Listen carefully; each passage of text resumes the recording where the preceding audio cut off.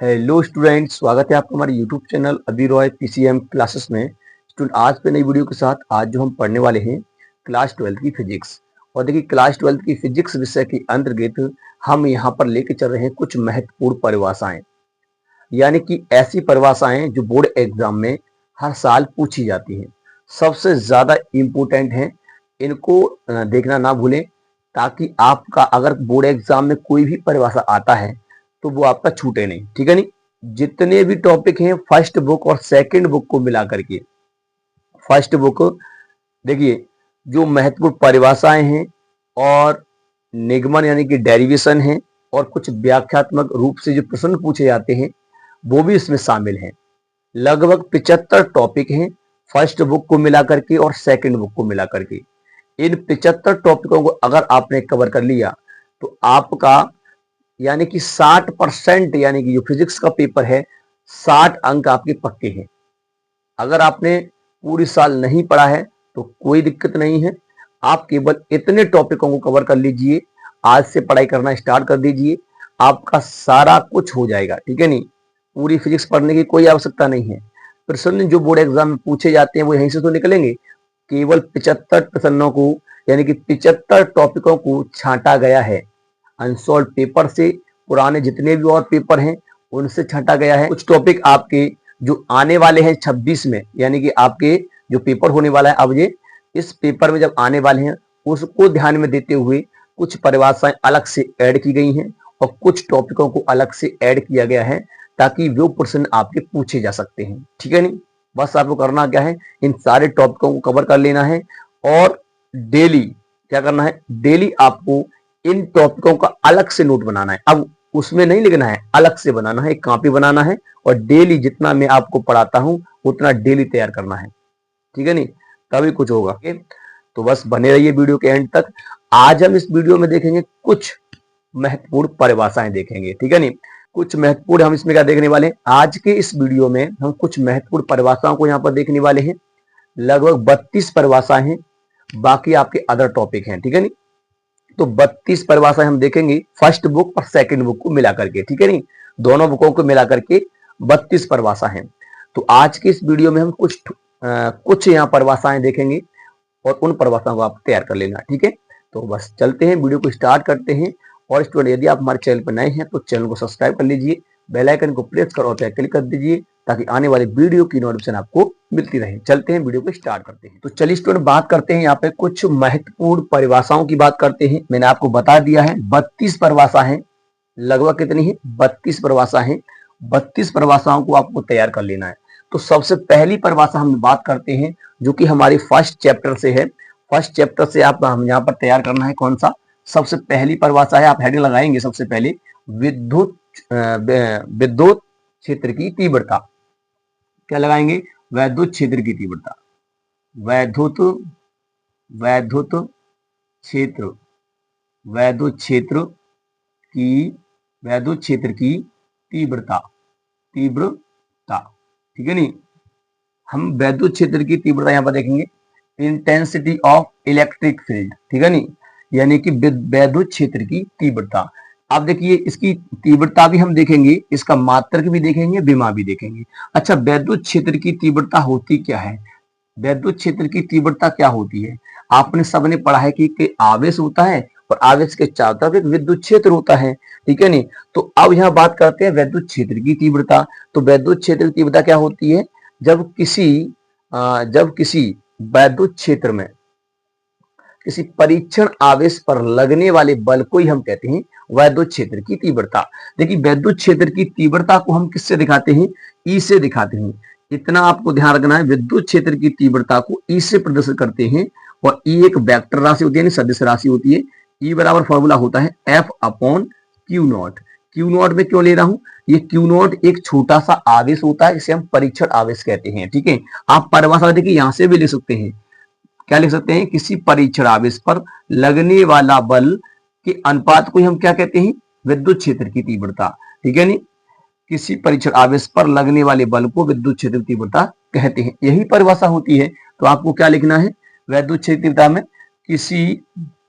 किसी थोड़ी आवाज वैसी आ रही होगी क्योंकि गला बैठा हुआ है, किसी वैद्युत किसी वैद्युत क्षेत्र किसी वैद्युत क्षेत्र में परीक्षण आवेश परीक्षण परीक्षण आवेश किसी वैद्युत क्षेत्र में परीक्षण आवेश Q0 किसी वैद्युत क्षेत्र में परीक्षण आवेश Q0 पर लगने वाला बल यानी कि F किसी वैद्युत क्षेत्र में परीक्षण आवेश पर लगने वाले बल को वैद्युत क्षेत्र की तीव्रता कहते हैं। वैद्युत क्षेत्र की तीव्रता कहते हैं। वैद्युत क्षेत्र की तीव्रता कहते हैं। क्लियर? ये इसकी क्या होती है? परिभाषा होती है। इसे किससे दिखाते हैं? इसे कैपिटल ई से, ई वेक्टर से प्रदर्शित करते हैं। प्रदर्शित किया जाता है। ठीक है? नहीं किया जाता है। ठीक। वैद्युत क्षेत्र की तीव्रता क्या होती है? किसी वैद्युत क्षेत्र में परीक्षण आवेश पर लगने वाले बल को वैद्युत क्षेत्र की तीव्रता कहते हैं। क्लियर? यहां तक क्लियर आपको? किसी वैद्युत क्षेत्र में परीक्षण आवेश Q0 पर लगने वाले बल F को वैद्युत क्षेत्र की तीव्रता कहते हैं। इससे कैपिटल ई से प्रदर्शित किया जाता है। फॉर्मूला इसका ये होता है, फॉर्मूला ई वेक्टर बराबर F बटे Q0 होता है। क्लियर? इतना आपको पता होना चाहिए। अब चलिए देखिए, ये भी एक वेक्टर राशि होती है वाले, इसलिए इस पे भी लगा देंगे ऐसे। तो ये फॉर्मूला होता है। अब बात आती है इसके मात्रक की। तो देखिए मात्रक क्या होगा? मात्रक बहुत जरूरी है, मात्रक आपको तैयार होना चाहिए। मात्रक क्या होगा? तो मात्रक क्या हो जाएगा विद्युत क्षेत्र का? देखिए बल का मात्रक होता है न्यूटन। बल का मात्रक क्या होता है? न्यूटन। और आपका आवेश का मात्रक होता है कूलॉम। क्या होता है? कूलॉम। आवेश का मात्रक होता है कूलॉम। तो न्यूटन बटे कूलॉम इसका मात्रक हो जाएगा। न्यूटन बटे कूलॉम इसका क्या हो जाएगा? मात्रक हो जाएगा आपका। ये इसका क्या होता है भाई? मात्रक होता है। क्लियर? तो ये आपका मात्रक हो गया। अच्छा, इसकी बीमा की बात करते हैं। बीमा क्या होगा? चलिए मैं ही बता देता हूं। इसकी बीमा क्या होगी? बीमा, इसकी बीमा की अगर हम बात करेंगे तो यहां से निकाल लीजिए। बल की बीमा होती है स्टूडेंट MLT/2। ये बल की बीमा होती है। बट आवेश की बीमा होती है AT। ठीक है? आवेश की बीमा क्या होती है? AT। इसे ऊपर ले जाएंगे तो हो जाएगा MLT इनवर्स। देखिए एक टी और जाएगा, 3 हो जाएगा, और A इनवर्स 1 हो जाएगा। तो ये होती है विद्युत क्षेत्र की बीमा। Clear student? तो विद्युत क्षेत्र का परिभाषा, वैद्युत क्षेत्र की परिभाषा, वैद्युत क्षेत्र की तीव्रता की परिभाषा आपको पता पड़ी। किसी वैद्युत क्षेत्र में परीक्षण आवेश Q0 पर लगने वाले बल को वैद्युत क्षेत्र की तीव्रता कहते हैं। इसे कैपिटल ई से प्रदर्शित किया जाता है।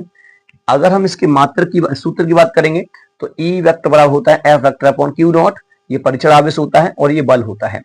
अच्छा, मात्र की हम बात करेंगे तो मात्र क्या होता है? बल का मात्र न्यूटन होता है और बटे कूलॉम यानी आवेश का मात्र होता है। यहां से अगर इसकी विमा निकाली जाएगी तो बल की विमा होती है MLT/2 और बट्टे में AT होता है। जब इसको ऊपर ले जाएंगे तो MLT, टी देखिए डबल, यहाँ पर पहले डबल था, एक और ऊपर पहुंच जाएगा इनवर्स में तो 3 हो जाएगा, और A ऊपर जाएगा तो A इनवर्स में हो जाएगा। यहां तक क्लियर? ये पहली परिभाषा है आपकी जो कि बोर्ड एग्जाम में पूछी जाती है। ये आपकी पहली परिभाषा है जो बोर्ड एग्जाम में पूछी जाती है। चलिए इसे नोट कर लीजिए। अब हम आगे की तरफ चलते हैं। एक और मोस्ट इंपोर्टेंट परिभाषा आपके सामने यहाँ पर रखने वाले हैं। ठीक है? तो चलिए इसको नोट कर लीजिए। चलिए स्टूडेंट, अब हम बात करते हैं यहाँ पर आगे की तरफ, हम बात करते हैं एक मोस्ट इंपोर्टेंट परिभाषा लेके चल रहे हैं। देखिए आप ऐसा मत समझना कि आपने मतलब और परिभाषा नहीं आएंगी, अगर उसके चक्कर में रहोगे तो आप कभी भी सिलेबस पूरा नहीं होगा। ठीक है? नहीं, तो यहाँ पर हम केवल मोस्ट इंपोर्टेंट परिभाषा कोई देख रहे हैं जो कि बहुत ज्यादा इंपोर्टेंट है। तो चलिए दूसरी जो परिभाषा है आपकी वो कौन सी है? आपकी दूसरी परिभाषा है वैद्युत द्विध्रुव आघूर्ण। क्या होता है? वैद्युत द्विध्रुव आघूर्ण क्या होता है? वैद्युत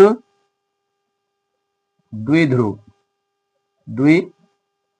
द्विध्रुव वैद्युत द्विध्रुव चलिए सबसे पहले हम बात कर लेते हैं वैद्युत द्विध्रुव क्या होता है, उसके बाद हम देख लेंगे अपना वैद्युत द्विध्रुव आघूर्ण क्या होता है, ठीक है नहीं। तो देखिए वैद्युत द्विध्रुव क्या है, वैद्युत द्विध्रुव जिसमें दो ध्रुव हो किसके, आवेश की। अब दोनों एक से नहीं हो सकते हैं, यानी कि एक माइनस में होगा तो एक प्लस में होगा, ठीक है नहीं। तो आवेश के दो ध्रुव होते हैं, वैसे तो आपका एक ही आवेश होता है ना, एक नेगेटिव होता है एक पॉजिटिव होता है, परंतु यहाँ पर हम बात कर रहे हैं द्विध्रुव की, इसलिए तो यहाँ क्या होता है, यहाँ ये होता है कि जब एक आवेश हमने मान लीजिए यहाँ पर ले लिया है माइनस का, और एक आवेश हमारा ये है मान लीजिए प्लस का, अगर हमने इनको अल्प दूरी पर लाके छोड़ रखा है यानी कि 2l दूरी पर, तो इसको हम कहते हैं, ये जो निकाय बन जाता है उसे हम कहते हैं वैद्युत द्विध्रुव, जिसको हम नाम देते हैं ए और बी। तो ये बन गया एक वैद्युत द्विध्रुव, क्या बन गया, वैद्युत द्विध्रुव। एक बात ध्यान रखना है कि ये आवेश जो होते हैं परिमाण में तो समान होते हैं, यानी कि इनकी मात्रा तो समान होती है, परंतु चिन्ह में विपरीत होते हैं, यानी एक माइनस में होता है तो एक प्लस में होता है, ठीक है नहीं। अब इसकी परिभाषा क्या होती है, परिभाषा ये होती है जब दो समान परिमाण के विपरीत आवेश अल्प दूरी पर स्थित होते हैं, बहुत छोटी दूरी है ये, बहुत छोटी दूरी 2l, ठीक है ना। तो अल्प दूरी पर स्थित होते हैं, तो इस प्रकार बनने वाले निकाय को वैद्युत द्विध्रुव कहते हैं। क्या कहते हैं, वैद्युत द्विध्रुव। तो वैद्युत द्विध्रुव क्या है, परिभाषा है, लिखेंगे जब दो समान समान जब दो समान परिमाण परिमाण जब दो समान परिमाण की जब दो समान परिमाण की विपरीत आवेश आवेश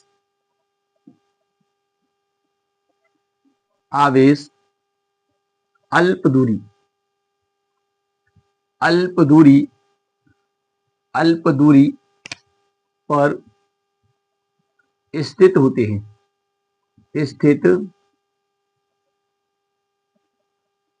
स्थित होते हैं, तो इस प्रकार बनने वाले निकाय को इस प्रकार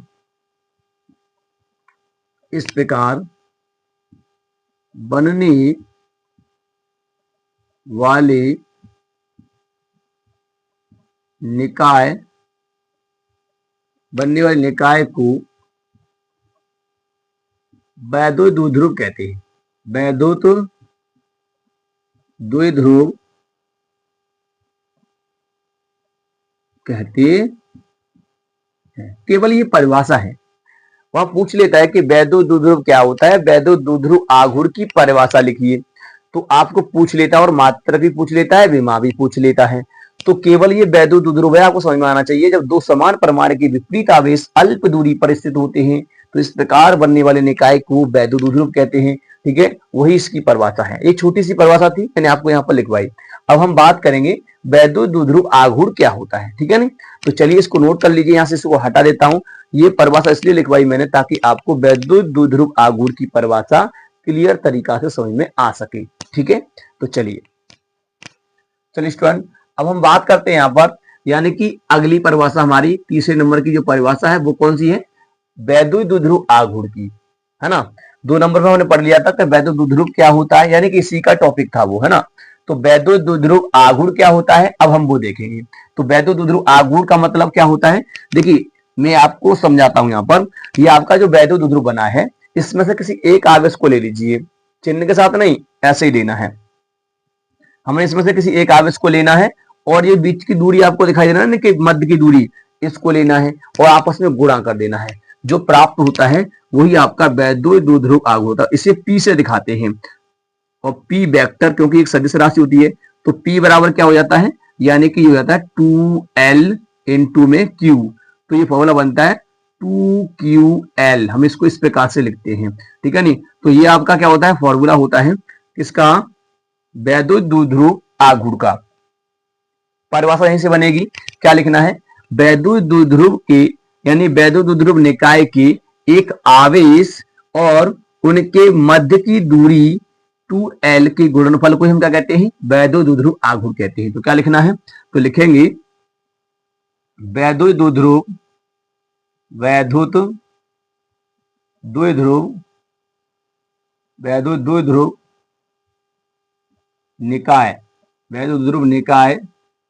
वैद्युत द्विध्रुव निकाय की एक आवेश एक आवेश एक आवेश तथा उनके बीच की दूरी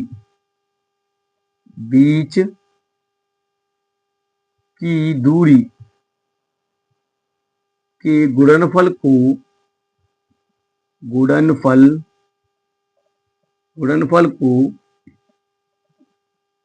वैद्युत आघूर्ण कहते हैं। वैद्युत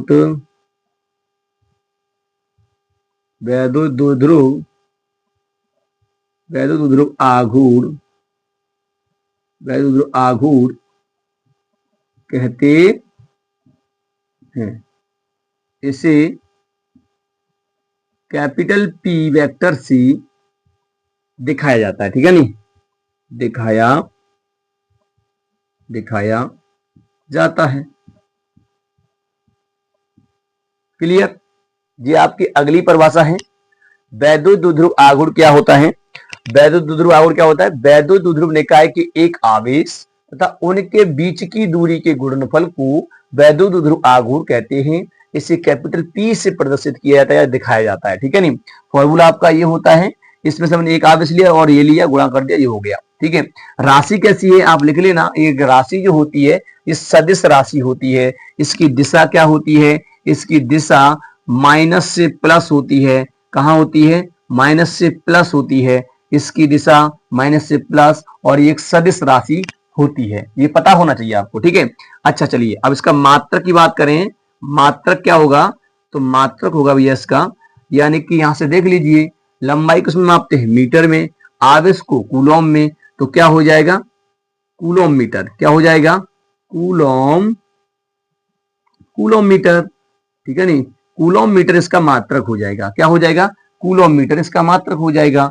और इसकी विमा क्या हो जाएगी? फिर इसकी विमा देखिए, तो विमा हो जाएगी इसकी आपकी, कूलम की विमा होती है AT और मीटर की विमा होती है आपकी L, तो इसको हम LAT बोल सकते हैं। ये इसकी क्या हो जाती है? विमा हो जाती है। Clear student? तो उम्मीद करते हैं वैद्युत द्विध्रुव आघूर्ण की परिभाषा, सूत्र, राशि कैसी है, दिशा क्या होती है, मात्रक क्या होता है, विमा क्या होती है, सब कुछ आपको पता पड़ चुका है। तो ये आपकी तीसरे नंबर की एक परिभाषा थी जो कि बोर्ड एग्जाम में पूछी जाती है और ये आई भी है। 2024 के पेपर में पूछी गई थी। वैद्युत द्विध्रुव क्या होता है और वैद्युत द्विध्रुव आघूर्ण क्या होता है, इसी संबंधित एक सवाल भी दे दिया था, यानी न्यूमेरिकल इसी से संबंधित था। ठीक है नहीं, तो कहीं पर भी दिक्कत नहीं आनी चाहिए। आप इसको नोट करते चलिए, बस आपको तैयार करते चलना है। सारी की जितनी परिभाषा जो है सबको तैयार करते चलना है। ठीक है, तो चलिए इसको नोट कर लीजिए। अब हम बात करते हैं अगली परिभाषा की, जो कि सबसे ज्यादा इंपोर्टेंट है और वो कई बार पूछी भी जा चुकी है। वो दोनों ही जो परिभाषाएं पूछी जाती हैं, ठीक है नहीं, उनको हम यहाँ पर देखने वाले हैं। चलिए तो उन दोनों परिभाषाओं को यहाँ पर देखेंगे, नोट कर लीजिए। तो चलिए स्टूडेंट, आपकी देखिए बोर्ड पर आपको दिखाई दे रही है कि रेखीय आवेश घनत्व क्या होता है। रेखीय आवेश घनत्व ये चौथी परिभाषा है और ये बोर्ड एग्जाम में आपकी पूछी जाती है। ठीक है नहीं, तो रेखीय आवेश घनत्व क्या होता है, पहले आपको समझना होगा कि रेखीय आवेश घनत्व क्या होता है। देखिए रेखीय आवेश घनत्व मतलब होता है, जैसे मान लीजिए कोई तार है, ये कोई तार है, ठीक है नहीं, और इस तार पर जब आवेश देते हैं तो आवेश ऐसे फैल जाता है इस पर। तो जब आवेश इस पर फैल जाता है तो इसे कहते हैं रेखीय आवेश वितरण। ठीक है नहीं, इसे कहते हैं रेखीय आवेश वितरण। और अगर मैं इसके छोटे से भाग में आवेश की गणना करूं तो उसे कहते हैं रेखीय आवेश घनत्व। कहने का मतलब यह है कि छोटी सी लंबाई में उपस्थित आवेश, छोटी सी लंबाई में उपस्थित आवेश, तो कहने का मतलब एकांक लंबाई में उपस्थित आवेश। ठीक है नहीं, तो प्रत्येकांक लंबाई में उपस्थित आवेश की संख्या क्या कहलाती है? रेखीय आवेश घनत्व कहलाती है। तो उसको ही हम यहाँ पर देखने वाले हैं। तो चलिए छोटी सी संख्या हम बात कर रहे हैं, यानी कि छोटे से भाग में, यानी छोटा सा भाग है, यानी कि उसका लंबाई DL लंबाई का। ठीक है नहीं, पूरी लंबाई कितनी है L, तो छोटी सी लंबाई कितनी DL लंबाई। ठीक, इसी प्रकार से दिखाते हैं। तो इसकी परिभाषा क्या होती है रेखीय आवेश घनत्व की? तो इसकी परिभाषा होती है किसी किसी चालक किसी चालक की प्रत्येकांक प्रत्येकांक प्रत्येकांक लंबाई प्रत्येकांक लंबाई में उपस्थित उपस्थित उपस्थित उपस्थित उपस्थित किसी चालक के प्रत्येकांक लंबाई में उपस्थित आवेश आवेश की मात्रा रेखीय आवेश घनत्व कहलाती है। रेखीय आवेश घनत्व कहलाती है। रेखीय आवेश घनत्व कहलाती है। क्लियर? छोटे से लंबाई में जो आवेश उपस्थित होगा उसे रेखीय आवेश घनत्व बोलेंगे। अच्छा, इसे किससे दिखाते हैं? इसे लैम्ब्डा से प्रदर्शित करते हैं। प्रदर्शित किया जाता है।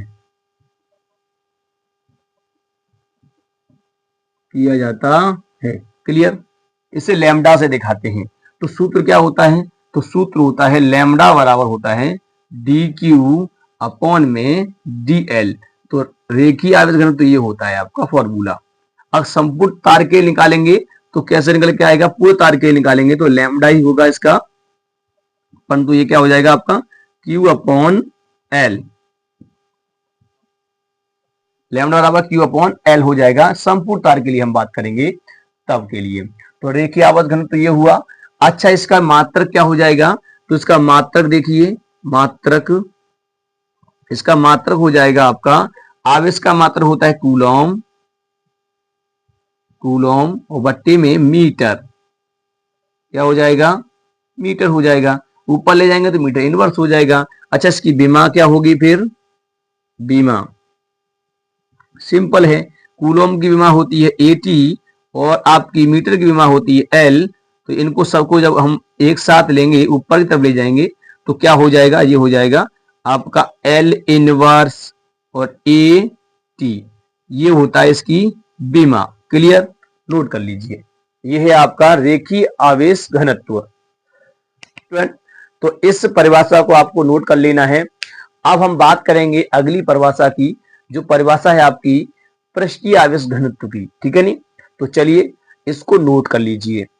तो चलिए स्टूडेंट, बात करते हैं हम पृष्ठीय आवेश घनत्व की। तो पृष्ठीय आवेश घनत्व क्या होता है उसकी हम बात कर लेते हैं। ये भी परिभाषा आपकी पूछी जा सकती है बोर्ड एग्जाम में। ठीक है नी?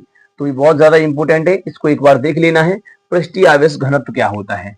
तो बस जैसे हमारा रेखीय आवेश घनत्व था यहाँ पृष्ठ पर होगा, तो जैसे कोई पृष्ठ वगैरह है, उस पृष्ठ पर जो आवेश फैला हुआ है ना, इस वाले ये पृष्ठ है आपका, इस पृष्ठ पर कोई आवेश इस प्रकार से वितरित है प्लेट वगैरह पर, इस पर, तो इसे पृष्ठीय आवेश घनत्व कहेंगे। क्या कहेंगे? पृष्ठीय आवेश वितरण कहेंगे। क्या कहेंगे? पृष्ठीय आवेश। जब आवेश किसी पृष्ठ पर एक समान रूप से फैल जाता है तो पृष्ठीय आवेश वितरण कहते हैं। और अगर इसके छोटे से भाग में हम कल्पना करें, छोटे से भाग में, तो उसे हम कहते हैं पृष्ठीय आवेश घनत्व। पूरे का क्षेत्रफल होता है ए, तो छोटे से भाग का क्षेत्रफल कितना होगा? डी ए होगा, नहीं होगा? डी ए होगा। तो इस छोटे से भाग में जो आवेश उपस्थित होगा, यानी कि डी क्यू आवेश उपस्थित होगा, तो उसको हम, उस संख्या को हम कहेंगे पृष्ठीय आवेश घनत्व। तो परिभाषा क्या होगी? किसी किसी किसी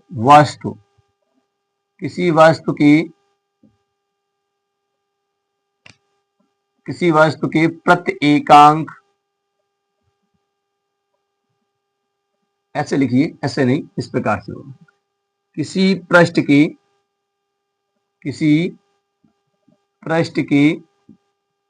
प्रति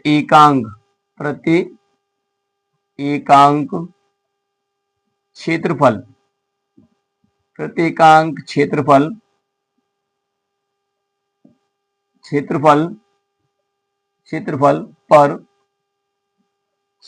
पर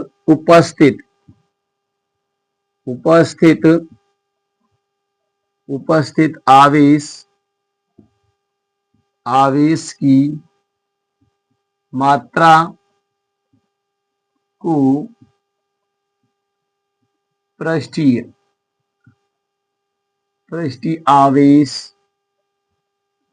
आवेश घनत्व कहते हैं। पृष्ठीय आवेश घनत्व कहते हैं। क्लियर? क्या कहते हैं? पृष्ठीय आवेश घनत्व, यानी कि किसी पृष्ठ के प्रत्येकांक क्षेत्रफल पर उपस्थित आवेश की मात्रा को पृष्ठीय आवेश घनत्व कहा जाता है। इसे किससे दिखाते हैं? इसे सिग्मा से दिखाया जाता है, दिखाया जाता है। किसे दिखाते हैं? सिग्मा से दिखाते हैं। क्लियर? ये सिग्मा होता है आपका। अच्छा, इसका सूत्र क्या होगा? तो सिग्मा बराबर होगा आपका D Q upon D A. Clear?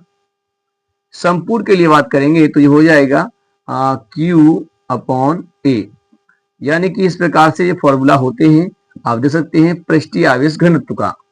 मात्रक की अगर इसकी बात करी जाए तो मात्रक भी देख लीजिए। मात्रक, इसका मात्रक क्या होगा? तो मात्र आवेश का मात्रक कूलॉम होता है। कूलॉम, आवेश का मतलब क्या होता है? कूलॉम बटे क्षेत्रफल का मात्रक होता है मीटर स्क्वायर। तो जो है कूलॉम बटे मीटर स्क्वायर, इसे ऊपर ले जाएंगे तो कूलॉम मीटर इनवर्स 2 हो जाएगा। क्लियर? बीमा देखो इसकी, बीमा की बात करेंगे।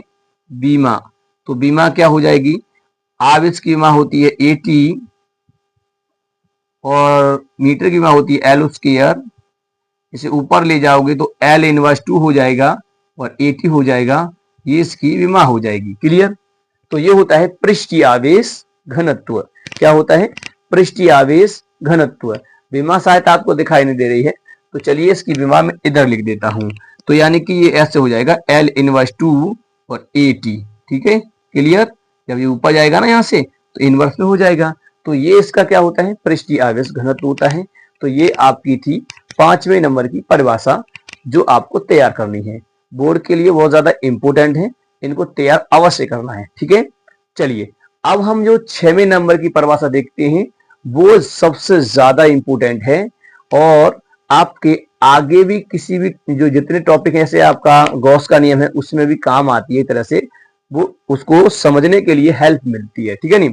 तो चलिए, अगली परिभाषा है आपकी कौन सी? वैद्युत फ्लक्स की। वैद्युत फ्लक्स के बारे में देखते हैं और इसका सूत्र क्या होता है और इसका जो मात्रक वगैरह है वो सब कुछ हम यहाँ पर देखने वाले हैं। चलिए इसको नोट कर लीजिए। तो चलिए स्टूडेंट, बात करते हैं हमारी जो परिभाषा है 6वें नंबर की, वो है वैद्युत फ्लक्स। क्या? वैद्युत फ्लक्स, इलेक्ट्रिक फ्लक्स क्या होता है? ये परिभाषा आपकी बोर्ड एग्जाम में पूछी जाती है और इसका सूत्र वगैरह मात्रक वगैरह भी दिया जाता है। ठीक है नहीं? कभी कभी कहता है इसमें से बताइए कौन सा वैद्युत फ्लक्स का मात्रक है या नहीं है। ठीक है नहीं? तो आपको पता होना चाहिए ना। तो चलिए, तो वैद्युत फ्लक्स होता क्या है समझिए। अगर मान लीजिए आपके पास कोई पृष्ठ है, ये आपका पृष्ठ समझ लीजिए। यहाँ पर मैं आपको पृष्ठ बना करके दिखाता हूं, इस प्रकार से होता है आपका ये। ठीक है? ये पृष्ठ है और ये कहीं विद्युत क्षेत्र में रखा गया है, तो इससे बल रेखाएं बाहर निकल रही हैं इस प्रकार से। ऐसे बल रेखाएं इसमें से निकलेंगी, ऐसे करके ये बल रेखाएं हैं, आपको देख सकते हैं। इस प्रकार से क्या है, यहाँ पर बल रेखाएं आपको देखने के लिए मिलेगी। तो इस प्रकार से यहाँ से बल रेखाएं आपकी निकल रही हैं, ये बल रेखाएं हैं। ठीक, इस प्रकार से। तो आप यहाँ पर देखेंगे तो ये बल रेखाएं जब इस पृष्ठ से बाहर निकलती हैं तो इन क्या होता है? ये फ्लक्स होता है। यानी कि जब किसी पृष्ठ से बल रेखाएं बाहर की तरफ निकलती हैं या उसमें से आर पार होती हैं, तो उसको हम कहते हैं वैद्युत फ्लक्स। कौन सी बल रेखाएं? विद्युत बल रेखाएं। इनको विद्युत बल रेखाएं कहते हैं। जब किसी पृष्ठ से होकर के विद्युत बल रेखाएं क्या होती हैं? गुजरती हैं, पारित होती हैं, तो उन वैद्युत बल रेखाओं की संख्या को हम वैद्युत फ्लक्स बोलते हैं। क्या बोलते हैं? वैद्युत फ्लक्स। तो इसकी परिभाषा किस प्रकार से देंगे? किसी वैद्युत क्षेत्र में रखे पृष्ठ से होकर गुजरने वाली वैद्युत बल रेखाओं की संख्याओं को वैद्युत फ्लक्स कहा जाता है। क्या कहा जाता है? वैद्युत फ्लक्स कहा जाता है। तो देखिए, इस पृष्ठ से जो बल रेखाएं गुजरती हैं, वो बल रेखाएं पृष्ठ की अभिलंबवत होनी चाहिए। पृष्ठ की अभिलंबवत होनी चाहिए, कह सकते हैं क्षेत्रफल सदिश की डायरेक्शन में होनी चाहिए। बल रेखाएं कहां होनी चाहिए? क्षेत्रफल सदिश की डायरेक्शन में। ठीक है? तो आप यहां पर लिखेंगे किसी वैद्युत क्षेत्र, किसी वैद्युत क्षेत्र में रखे पृष्ठ, किसी वैद्युत क्षेत्र में रखे पृष्ठ के अभिलंबवत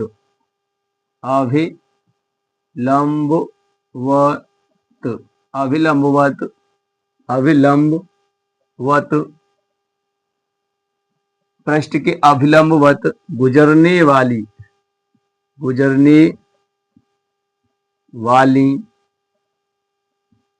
वल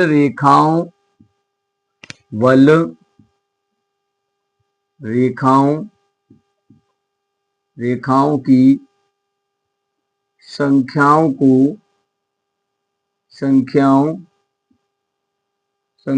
को वैद्युत फ्लक्स कहा जाता है।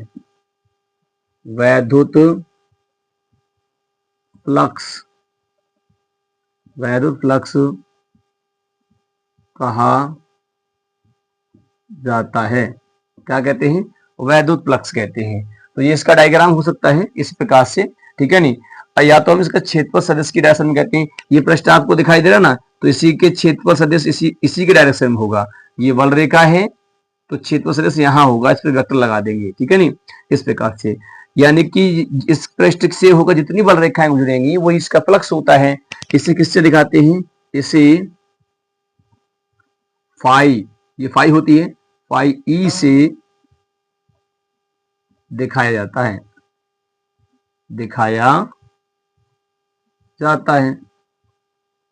सूत्र क्या होगा भाई इसका? सूत्र की अगर हम बात करेंगे तो आप खुद देख लीजिए कि ये बल रेखाएं कहां से गुजर रही हैं? किसी पृष्ठ से गुजर रही हैं, और जितना बड़ा पृष्ठ होगा उतनी ही बल रेखाएं उसके अंदर से गुजरेंगी, ठीक है नहीं। तो यहां से जितनी बल रेखाएं ज्यादा गुजरेंगी वो इतना ही फ्लक्स होगा। तो फाई बराबर जो होता है, फाई ई बराबर होता है विद्युत फ्लक्स बराबर, तो क्या होता है? E vector dot A vector, ये होता है E vector dot A vector, यानी क्षेत्रफल से गुजरने वाली बल रेखाएं। ये कैसी राशि है? वैद्युत फ्लक्स कैसी राशि है? एक अदिश राशि है, क्योंकि डॉट हो रहा है इसका, ये डॉट, ठीक है नहीं। ये डॉट होता है तो इसका मतलब ये कि जब दो सदिश राशियों का गुणनफल अदिश गुणनफल होता है तब हम उसको कहते हैं कि वो एक अदिश राशि प्राप्त होती है यहाँ पर आपकी, ठीक है। तो ये तो इसका फॉर्मूला होता है। क्या होता है इसका? ये फॉर्मूला होता है, क्लियर। यही फॉर्मूला, इसको इस प्रकार से मॉडिफाई किया जाता है। जब इसको आगे लिखते हैं तो इसे ऐसे लिखते हैं, फाई ई बराबर ई ए कॉस थीटा। क्या लिख देते हैं इसको? ई ए कॉस थीटा हो जाता है, ठीक है। कितने कोण से गुजर रही है बल रेखाएं, आपको कोण दिया गया होगा, इस प्रकार से निकालेंगे, क्लियर। अच्छा, इसका अगर मात्रक की अगर बात की जाए तो मात्रक देख लीजिए इसका क्या हो जाएगा। अच्छा, ये राशि कैसी है? एक अदिश राशि है। आप लिख लेना कि एक राशि कैसी है? एक अदिश। मात्रक क्या होगा? विद्युत क्षेत्र का मात्रक होता है न्यूटन प्रति कूलम। क्षेत्रफल का मात्रक होता है मीटर स्क्वायर। क्या होता है? Metre square. तो हो जाएगा न्यूटन मीटर स्क्वायर प्रति कूलम। तो मैं इसे शॉर्ट में लिख देता हूं, न्यूटन मीटर स्क्वायर प्रति कूलम। ये इसका मात्रक होता है। न्यूटन मीटर स्क्वायर प्रति कूलम विद्युत क्षेत्र का मात्रक होता है, क्लियर। अच्छा, विमा की अगर बात करें इसकी, तो विमा क्या हो जाएगी? तो चलिए विमा में यहां लिख देता हूं, ठीक है। आपको लिख लेना, आपको कहीं से भी लिखना हो तो विमा क्या हो जाएगा? विमा लिखिए इसका। तो विमा क्या हो जाएगा? तो आपको पता है विद्युत क्षेत्र की विमा क्या होती है? आप यहाँ पर देख लीजिए, बल की विमा क्या है? MLT inverse 2। और कूलम की विमा क्या है? L मतलब AT। तो ऊपर जाएगा ना, तो इसका मतलब यह कि विद्युत क्षेत्र की जो विमा होगी, E की विमा होगी, वो कितनी होगी? वो आपकी होगी MLT इनवर्स 3 हो जाएगा और A इनवर्स 1 हो जाएगा। ये तो होगी तुम्हारी विद्युत क्षेत्र की विमा। और आपकी जो क्षेत्रफल की विमा होती है वो होती है L स्क्वायर हो जाएगी, क्योंकि ये क्या है आपका? क्षेत्रफल, लंबाई गुणा चौड़ाई, तो L हो जाएगा ना वहां पर। तो ये हो जाएगा ये हो जाएगा LQ हो जाएगा, और T इनवर्स 3 हो जाएगा, और A इनवर्स 1 हो जाएगा। ये विद्युत फ्लक्स की क्या हो गई? विमा हो गई। तो ये इसकी परिभाषा हो गई, ये इसका सूत्र हो गया, ये इसका चित्र हो गया, ये इसका मात्रक, ये इसकी विमा। ये होता है वैद्युत फ्लक्स के बारे में। किसी वैद्युत में रखे, देखिए यहाँ पर थोड़ा सा गड़बड़ हो गया है, यहाँ वैद्युत क्षेत्र होगा। किसी वैद्युत क्षेत्र में रखे पृष्ठ के अभिलंबवत गुजरने वाली बल रेखाओं की संख्या को वैद्युत फ्लक्स कहा जाता है। क्या कहा जाता है? वैद्युत फ्लक्स कहा जाता है। क्लियर? साइड से आपको दिखाई नहीं दे रहा है, चलिए देख लीजिए वहां पर भी। अब आपको दिखाई दे रहा होगा, आप देख सकते हैं। तो ये क्या होती है, इसकी परिभाषा, मात्रा वगैरह होते हैं। Clear student? तो उम्मीद करते हैं आपको समझ में आ गए होंगे। तो स्टूडेंट ये थे आपके यहाँ पर मैंने अभी यहाँ पर 6 परिभाषाएं आपको दिखा रखी हैं। ये 6 परिभाषा आपको नोट कर लेना है और तैयार कर लेना है। देखिए अब टाइम ज्यादा नहीं है, आपको करना क्या है, अभी आपने नोट किया है तो आप इनको क्या करना है, आप इसको आज कैसे भी करके इसको तैयार कर लीजिए। अगली क्लास जब आएगी तो उसमें इतनी ही परिभाषा आपको अगली क्लास में मिलेंगी, ठीक है नहीं? और धीरे करके हम इनको समाप्त कर देंगे। उसके बाद हमारे केवल 75 टॉपिक हैं, उन 75 टॉपिकों पर ज्यादा फोकस करेंगे, आप सबसे ज्यादा तैयारी करेंगे, ठीक है नहीं? तो आज के इस वीडियो में हमने देखा कि 6 परिभाषाओं को देख लिया है, बाकी और हम अगली जो लेक्चर होगा उसमें देखेंगे और इन परिभाषाओं को आप तैयार कर लीजिए, ठीक है नहीं? तो उम्मीद करते हैं स्टूडेंट वीडियो पसंद आया होगा। वीडियो पसंद आया है, वीडियो को एक बार लाइक कर दीजिए और चैनल पर नए हैं तो चैनल को सब्सक्राइब करके बेल आइकन को भी प्रेस कर दीजिए ताकि आने वाले वीडियो की नोटिफिकेशन आपको मिलती रहे, ठीक है? अब मिलेंगे नेक्स्ट वीडियो में, तब तक के लिए जय हिंद।